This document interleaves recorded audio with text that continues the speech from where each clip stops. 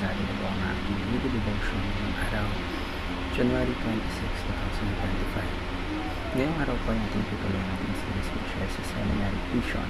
Specifically, ang main topic po natin for today is about believable profession of faith. So ano ang test of true faith?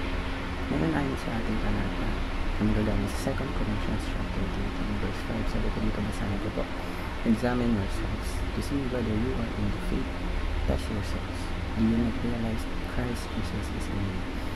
Unless, of course, you fall because you fail this. Ngayon, upang ating mas maunawaan kung para saan o kung ano ang sila ng ating para sa akin na ito, ngayon po, pagkakita ako sa ating mga tuturuan upang maintindihan natin kung para saan ang ating devotion para sa araw na ito. So first, a new Lord, obedience to Christ. So when we truly place our faith in Jesus Christ, kapag talagang inilaan mo ang sarili mo sa pananampalataya mo sa ating Panginoon sa Kristo, He became the Lord of our lives. So ibig sabihin ko nito, we are really submitting ourselves to His will. Kumbaga, we are following His teachings and seeking to live in a way na it pleases Him. It's not just about saying we believe, but actually living it out through obedience. Second po, a new heart, loving God and loving people. Salvation po, it isn't just about a one-time decision.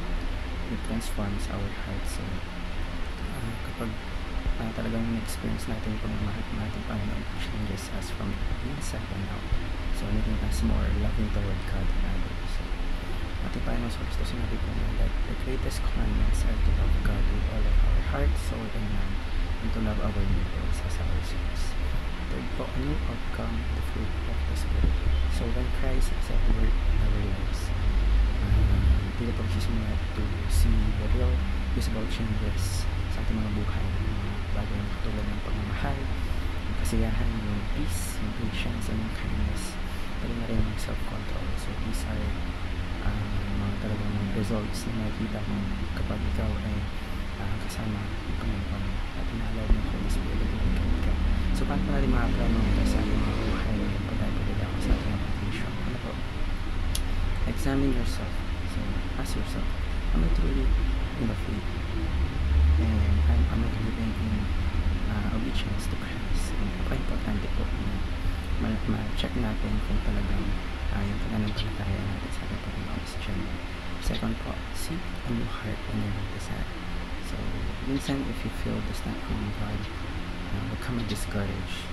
Instead, you pray and ask God to renew your heart, giving you a fresh desire to love Him and follow His ways. And last but not least, produce the fruit. So, hindi po natin ito kaya sa pamagitan lang ng pag-asa natin sa ating sariling kakayahan, but walking with God daily through prayer. Also, through reading His Word and pag-rely po natin sa Holy Spirit. We will naturally start to bear good fruit in our lives. Marami po natutunan sa